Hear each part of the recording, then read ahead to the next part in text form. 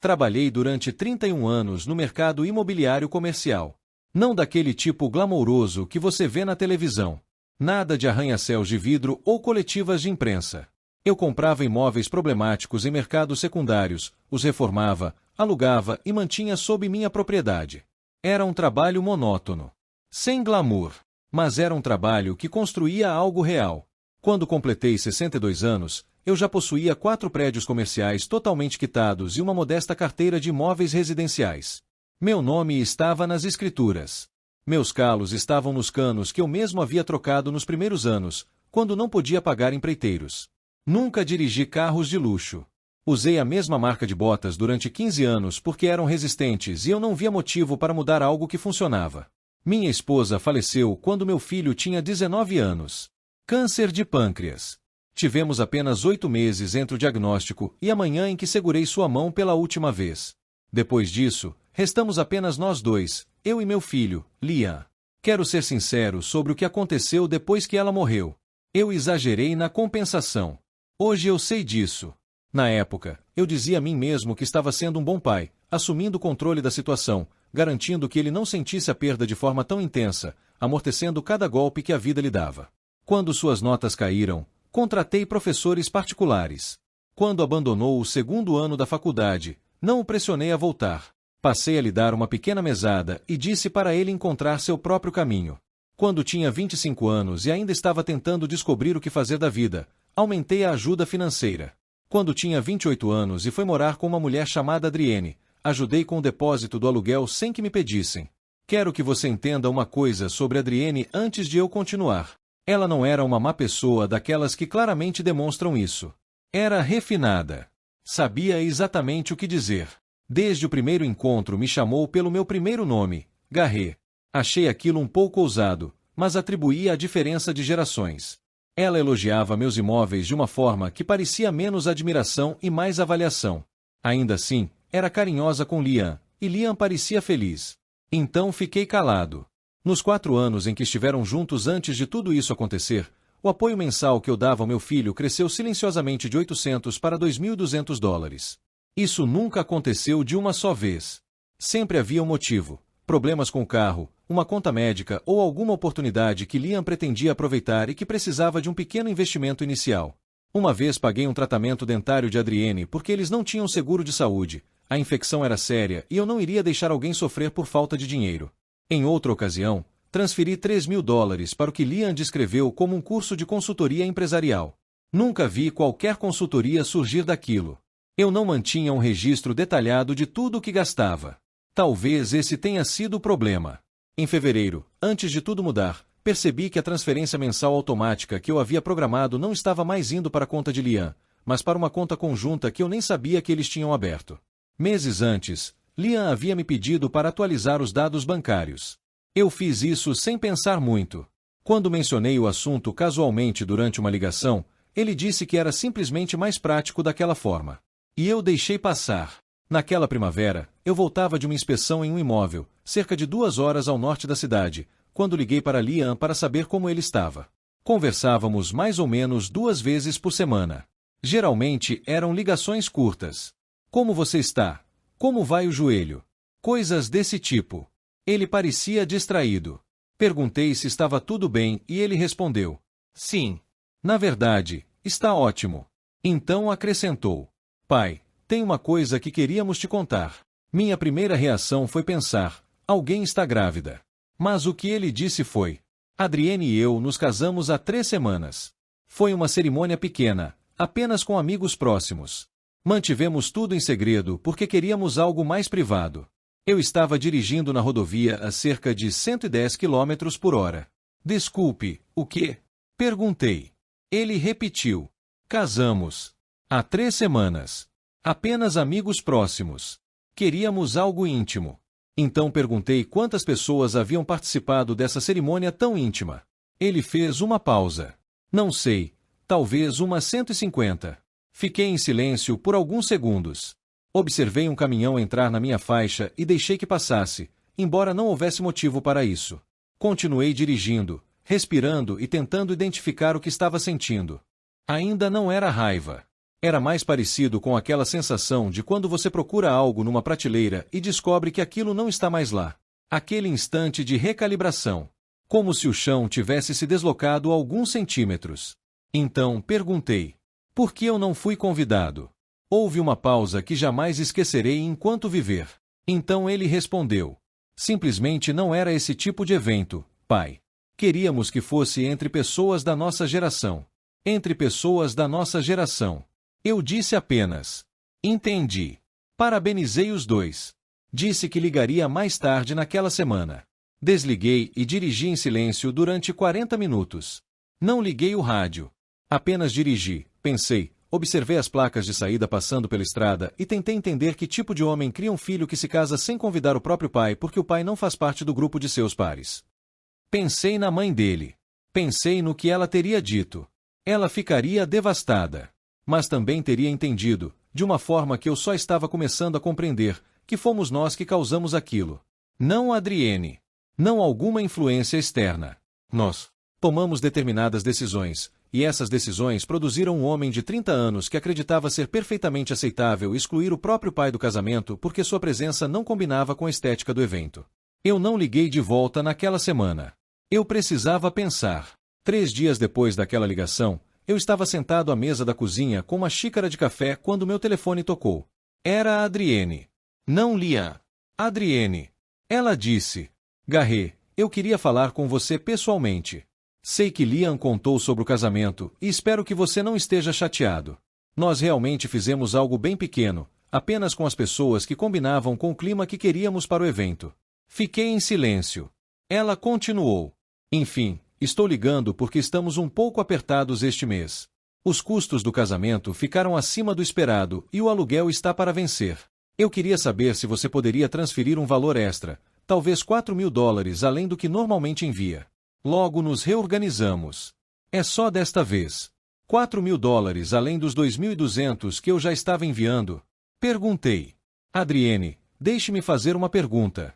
Claro, respondeu ela. Você e Lian conversaram antes desta ligação sobre o quanto poderia ser desconfortável pedir dinheiro ao pai dele apenas 3 dias depois de me dizerem que eu não fui convidado para o casamento? Houve uma pausa. Então ela respondeu: não acho que precise ser desconfortável. Somos uma família. Eu disse que pensaria no assunto. Desliguei. Fiquei sentado àquela mesa por muito tempo. O café esfriou. Olhei pela janela para o quintal, para o carvalho que minha esposa havia plantado no ano em que nos mudamos para aquela casa.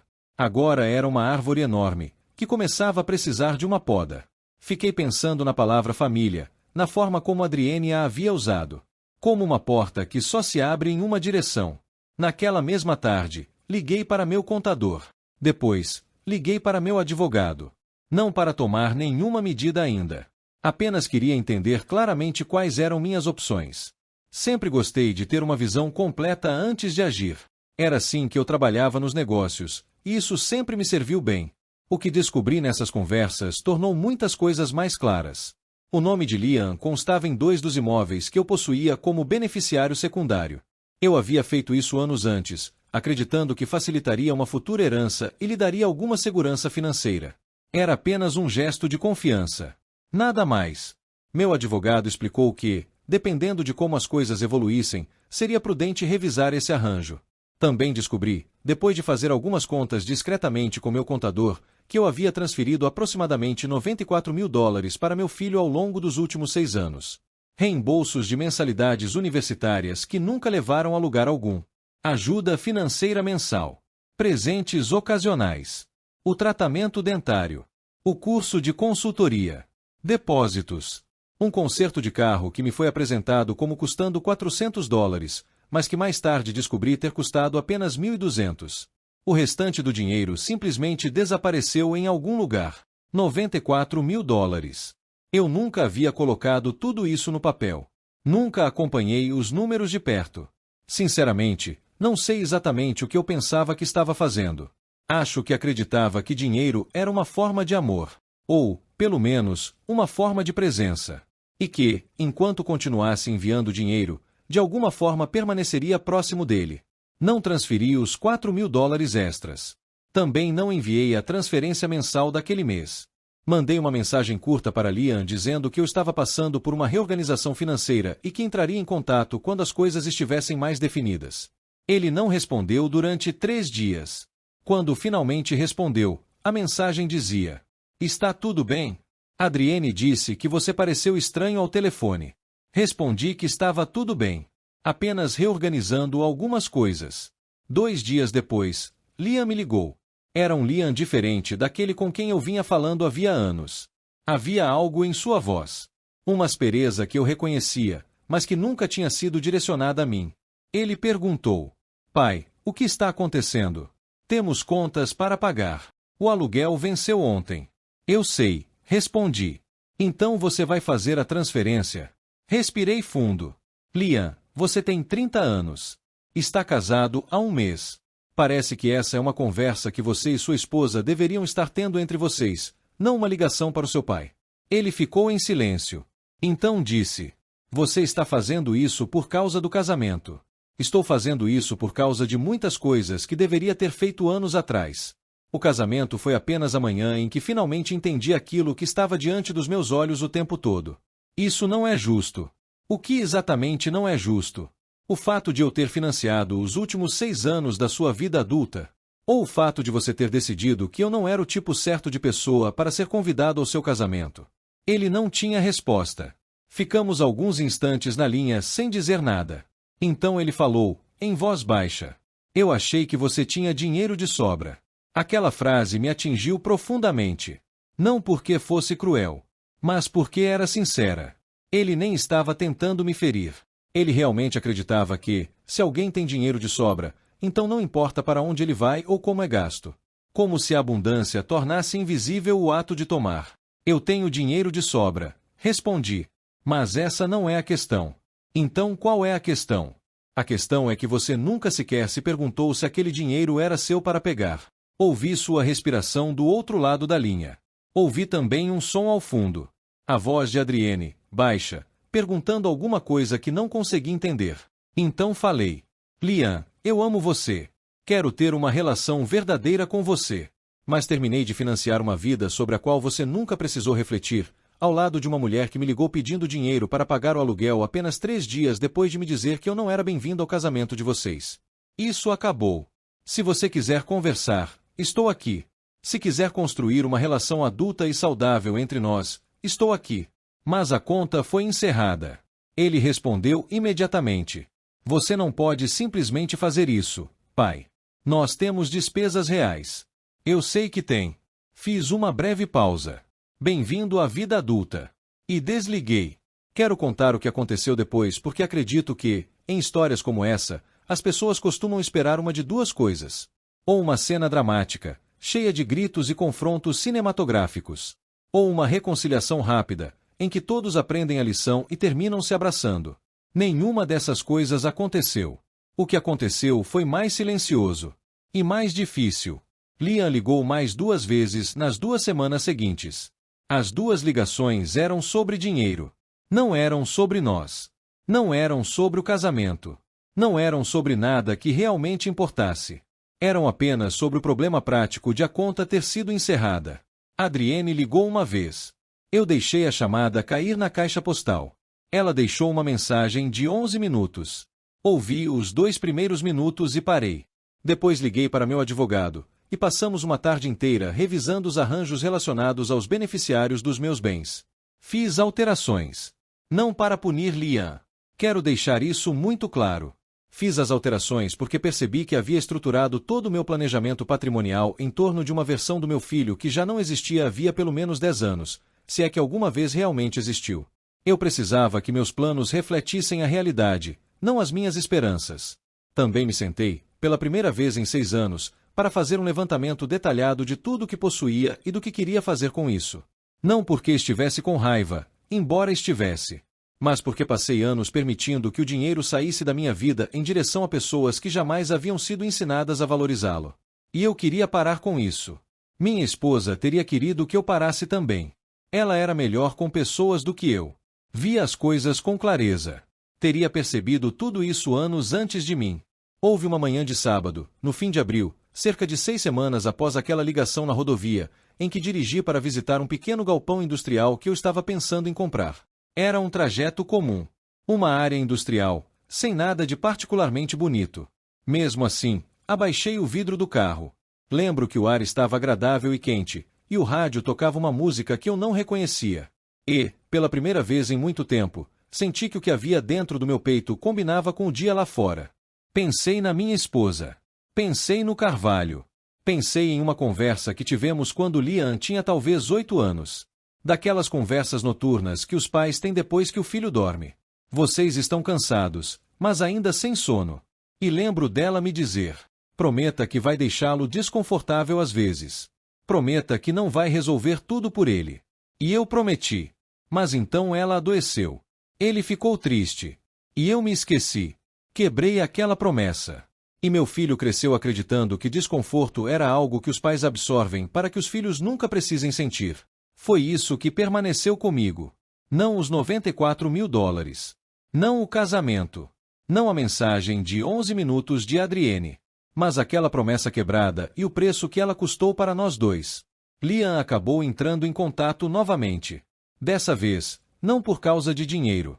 Cerca de 2 meses depois de eu encerrar a conta, ele enviou uma mensagem longa. Não era exatamente um pedido de desculpas. Mas chegava perto. Disse que vinha refletindo sobre muitas coisas. Disse que algumas atitudes que tomou não eram motivo de orgulho para ele. Comentou que ele e Adrienne estavam enfrentando alguns atritos no relacionamento. Não senti satisfação ao ouvir isso, embora não possa fingir que fiquei surpreso. Então perguntou se poderíamos almoçar juntos. E nós almoçamos. Foi um encontro curto e um pouco constrangedor. Não resolvemos nada. Mas ele apareceu sozinho. Sem ela. E isso significou alguma coisa para mim. Ele parecia cansado. Parecia um homem que recentemente precisou resolver problemas sozinho pela primeira vez na vida. E que havia descoberto que resolvê-los era muito mais difícil do que imaginava. Eu não disse. Eu avisei. Não mencionei os $94.000. Pedi um sanduíche. Perguntei como havia sido sua semana. E ouvi. Apenas ouvi. No fim do almoço, ele disse: desculpe pelo casamento, pai. Eu respondi: eu sei. Ele baixou os olhos por um instante. Então disse: eu deveria ter. Não sei. Foi errado. Assenti. Sim. Foi. Ficamos em silêncio por alguns segundos. Depois paguei a conta. Velhos hábitos. Saímos juntos para o estacionamento. E eu o abracei.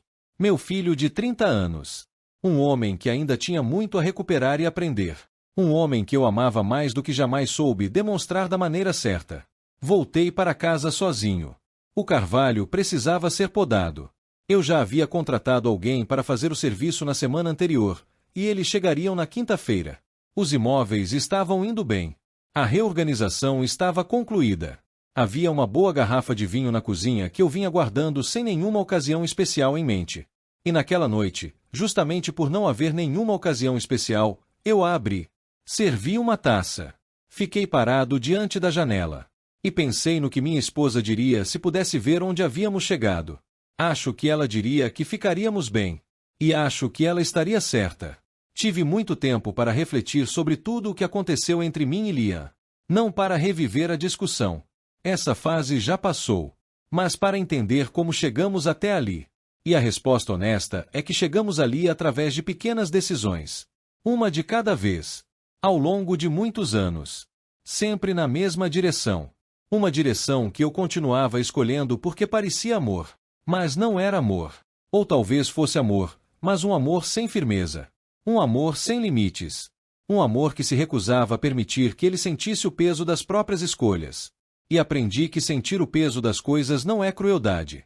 O peso é o que constrói uma pessoa. Você não pode carregar tudo por alguém durante a vida inteira e depois se surpreender quando essa pessoa não sabe carregar nada sozinha. Essa foi a causa. As consequências foram aquilo que eu vivi. O casamento para o qual não fui convidado. A ligação, 3 dias depois, pedindo dinheiro para pagar o aluguel. A suposição casual de que meus recursos existiam para absorver qualquer necessidade que surgisse. Nada disso apareceu do nada. Tudo isso nasceu de um padrão que eu mesmo criei e mantive durante 30 anos. Adrienne não criou o senso de merecimento excessivo do meu filho. Ela apenas entrou em uma casa onde as luzes estavam sempre acesas, o aquecimento sempre funcionava e ninguém jamais recebia uma conta para pagar. O que eu precisei encarar, e essa foi a parte que exigiu verdadeira honestidade, não foi o que Liam fez. Foi aquilo que eu havia me tornado. Eu era o homem que confundia sustento com presença. Que acreditava que, enquanto as transferências bancárias continuassem acontecendo, eu estaria cumprindo meu papel de pai. Mas não estava. Na verdade, eu estava atendendo à minha própria necessidade de me sentir útil, de me sentir conectado a ele, de acreditar que não havia fracassado justamente na única coisa que sua mãe me pediu para não fracassar. Inteligência sem honestidade não passa de uma racionalização sofisticada. Eu fui inteligente o suficiente para construir 4 imóveis praticamente do zero. Mas, durante muito tempo, não fui inteligente o bastante para enxergar com clareza o que estava acontecendo dentro da minha própria casa. Essa distância entre aquilo que somos capazes de enxergar nos negócios e aquilo que nos recusamos a enxergar dentro de casa é onde muitos danos acontecem silenciosamente. A parte da resiliência veio depois. Não aquela versão dramática. Não o momento cinematográfico em que me levantei e declarei minha liberdade. Foi algo muito mais simples. Parecido com a manhã de uma terça-feira em que percebi que não havia checado o telefone esperando uma ligação de Liam. Ou com a tarde em que fui visitar aquele galpão e senti, pela primeira vez em anos, que as decisões à minha frente realmente me pertenciam. A recuperação de um padrão que dura tanto tempo não acontece de uma vez. Ela se infiltra aos poucos. Como a luz da manhã entrando pela janela. Você não percebe o momento exato em que acontece. Mas, de repente, o ambiente está diferente. Liam e eu ainda estamos tentando encontrar nosso caminho. Aquele almoço foi um começo. O pedido de desculpas, incompleto, hesitante, imperfeito, mas sincero, já foi mais do que eu esperava. Não sei exatamente o que seremos um para o outro daqui para frente. Mas sei que precisaremos construir essa relação sobre algo verdadeiro. Caso contrário, ela não se sustentará. E essa é a principal lição que eu gostaria que alguém tirasse dessa história. Não que os pais devam ser frios. Nem que os filhos sejam ingratos. A maioria não é, pelo menos não por natureza. A lição é que a coisa mais importante que você pode oferecer a alguém que ama não é conforto. É a confiança que nasce da certeza de que essa pessoa é capaz de lidar com o desconforto. Foi isso que eu deixei de dar ao Liam. E é exatamente isso que estou tentando, lenta e desajeitadamente, criar espaço para oferecer agora. Minha esposa me pediu uma promessa. Eu quebrei essa promessa. Mas estou tentando cumpri-la agora, ainda que tarde. E isso precisa significar alguma coisa. Eu preciso acreditar que significa.